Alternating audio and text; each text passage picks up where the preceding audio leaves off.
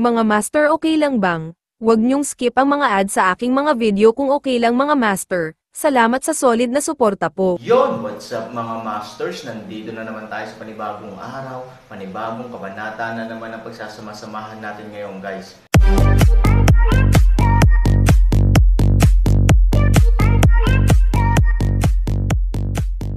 Bali mga masters, kung bago ka pa lang po sa aking YouTube channel, please click the subscribe button, lalong-lalo na po yung notification bell, guys, para maging connected pa rin tayo sa isa't isa at maging updated kayo sa mga susunod ko pang video.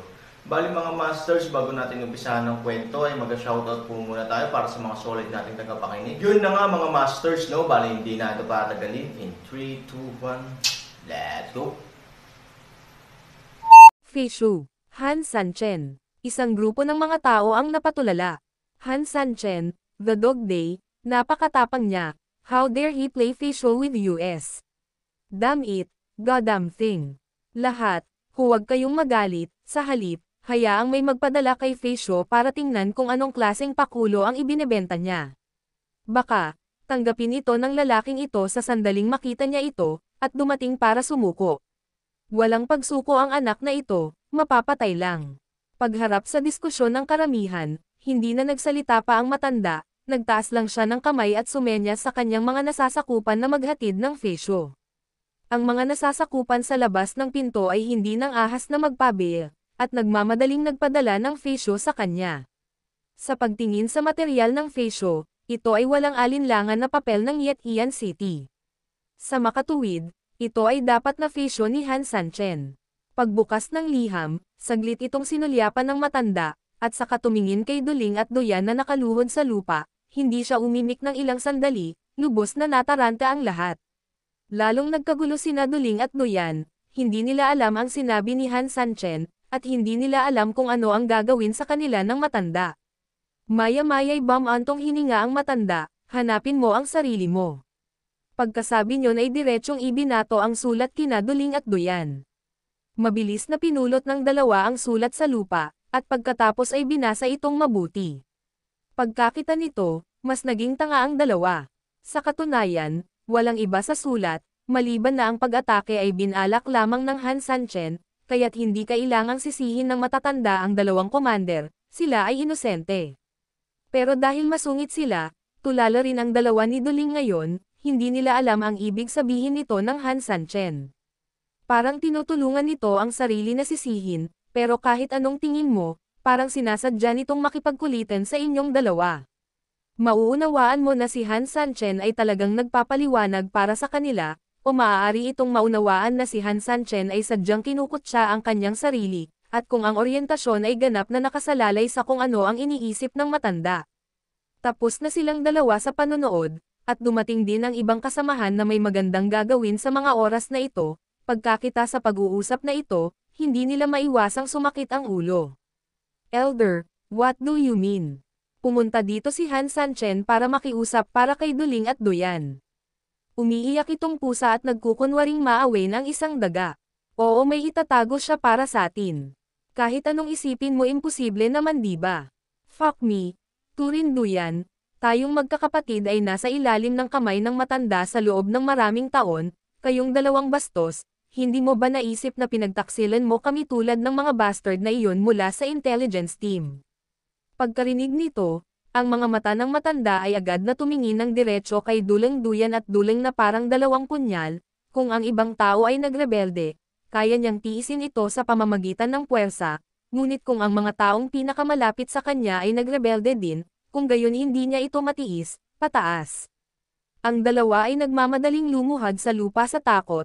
Ako ay nagkasala, matanda, ang nakababata ay ganap na tapat sa nakatatanda, at walang ganap na intensyon ng pagtataksil.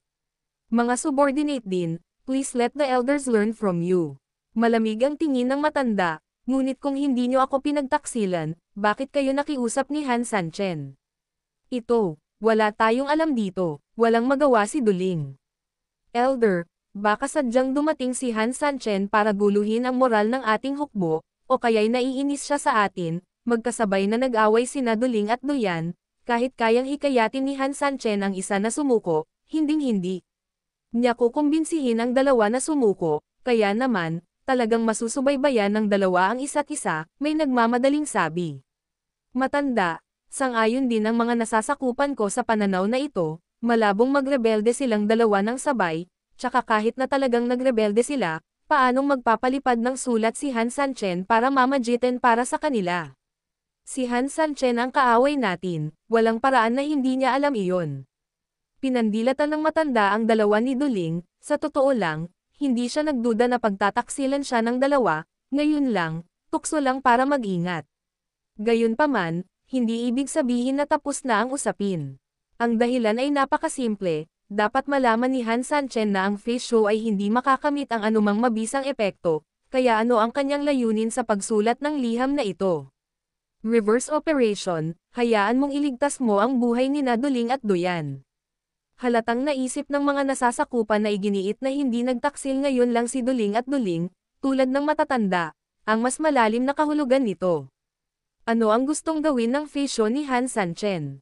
Ito ay isang pekeng panlilinlang na kahit isang maliit na bata ay maaaring makita sa pamamagitan ng, siya, Han Sanchen, ay napakatalino, gagawin ba niya ang isang nakakabagot na bagay? Actually napakasimpleng tingnan sa Feitian book ni Han Sanchen, at naniniwala din ako na hinding-hindi tayo ituturing ni Han Sanchen na mga tanga, kaya nakakapagtaka pagdating sa ganito, ano ba talaga ang layunin ng sulat niya? Pagkatapos magsalita ng matanda, mahina niyang tiningnan ang grupo ng mga nasasakupan na nakita sa sulat ni Han Sanchen gayunpaman. Kahit na alam ng mga nasasakupan ang problema, hindi nila maisip kung ano ang gustong gawin ni Han Sanchen saglit lang. Tandang padamdam. Parang hindi ganito ang ugali ni Han Sanchen. Magdahilan pa tayo, kung masisiguro natin, maliligtas ang buhay ni Duling at Doyan, anong pakinabang ang may dudulot nito sa Han Sanchen? Biglang nabahala si Duling, kapaki-pakinabang man ito o hindi natin tayo mapapatay dahil lang dito. Mabilis na sinabi ni Doyan, Elder, inosente tayo. Naisip kaya ni Han Sanchen na ganito tayo mga tuwiran, ngunit nagngangalit si Doyan sa dulo at pinatay si Duling. Ito talaga ang gusto niyang epekto. Elder, it makes sense, ang katalinuhan ay hindi nauunawaan ng katalinuhan, sa tingin ko ay maaring narito ang kahulugan at intensyon ni Han Sanchen. Tumango ang matanda, ang kanyang mga salita ay talagang napakamakatwiran, kung iisipin, ito lamang ang makapagpapaliwanag ng tunay na layunin sa likod ng face show. Kahit ano paman, si Duling at Doyan ay parehong commander at natalo, sa makatuwid, ang account na ito ay dapat pa ring ayusin, gayunpaman, humingi ng awa si Han Sanchen, para maipagbili ko siya ng kaunting mukha. Paano ito? Maiiwasan ang parusang kamatayan, ngunit hindi matatakasan ang buhay na krimen, agad na dalhin siya sa eroplano ng militar, kunin ang kanyang kaluluwa, at ikulong siya sa loob ng 100 araw. Oo, pagkarinig ng gayong parusa, ang dalawa ay hindi maiiwasang mawalan ng pag-asa. Ang mga taong nakaitim ay maaaring maging immortal, kaya ang parusa ay natural na hindi umiiral sa anumang ordinaryong parusa. Ang pagkuha ng kaluluwa ay isa sa pinakamalaking pagpapahirap sa kanila. Sa pilitan nilang bubunutin ang katawan mula sa kabilang partido ang pagkakaiba ng kaluluwa, sa pagitan ng kamatayan at buhay sa mga normal na tao, at walang labis na sakit. Ngunit para sa kanila, ito ay isang pagpapahirap na mas masahol pa kaysa sa kamatayan. Gayunpaman, napakalinaw din sa kanila na ang ganitong uri ng pagpapahirap ay higit na mas mahusay kaysa sa kamatayan, hanggat maaari silang mabuhay, ito ay mas mahalaga kaysa sa anumang bagay. Ang iba, pang mga kasamahan ay hindi na sinabi ang pinakamalaking benepisyo na maaari nilang makuha. Nang may baba na silang dalawa, tumingin ang matanda sa ibang mga taong naruroon at sinabi, ang Han Sanchen na ito ay lalong tuso, at paglalaroan niya tayo ng ganoong paraan upang anyayahan ang hari sa matanda, at bugbugin ang ating hukbo ng halos walang pagsisikap. Mula ngayon, I hope na itigil mo na ang pagmamaliit sa kalaban, kapag kaharap si Han Sanchen, dapat 120% energetic ka. Tumango ang lahat, at may nagsabi, ngunit Elder, ang Han Sanchen na ito ay talagang matalino, at maaari tayong ituring na maingat, ngunit ito ay madalas na ganito, at imposibleng magbantay laban. Yes, Elder, we can't find the reason for everything. I don't mean to blame you for restraining us all the time, But if we should solve Han Sanchen as soon as possible, kung hindi, naniniwala akong magpapatuloy ang mga ganyang bagay, 2, 2, 3, 2, 3. Tumanggo ang matanda, talagang mahirap na kalaban si Han Sanchen, kaya't sumusulong din ako upang sirain ang pagtatanggol ng lungsod ng Yetian City. Ang layunin ay upang pigilan si Ye Changmeng na magkaroon ng napakaraming pangarap.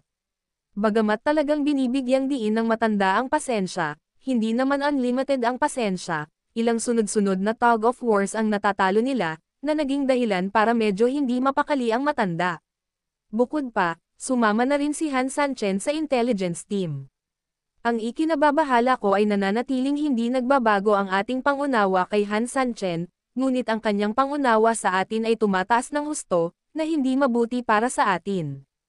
Ang sabi ng nasasakupan, matanda, hindi mo kailangang mag-alala, kahit na ang Yetian City ay protektado ng pagbuo ng Chan Mobao, laging may threshold, kapag ang aming tuloy-tuloy na pag-atake ay lumampas sa hangganan na ito, ang porma sayon ay sa kalaunan ay hindi na makakalaban. Kung tungkol sa pagtalikod ng pangkat ng Panektik, mangyaring makatiyak, bagamat ang intelligence team ay talagang naghahatid ng impormasyon para sa amin, karamihan sa mga ito ay mga basura at hindi magkakaroon ng anumang epekto sa sitwasyon ng labanan. Bahagyang tumaas ang kilay ng matanda, talaga. Yun na nga mga masters, no? Bali panibagong kabanata na naman yung natapos natin ngayong gabi. Muli, maraming salamat po talaga sa walang sawang suporta po sa aking YouTube channel na talagang inaabangan nyo po ang bawat upload ko po. Bali mga masters, magkita-kita ulit po tayo bukas ng gabi at ngayon po ay magpapaalam po muna tayo. Bali mga masters, bye-bye!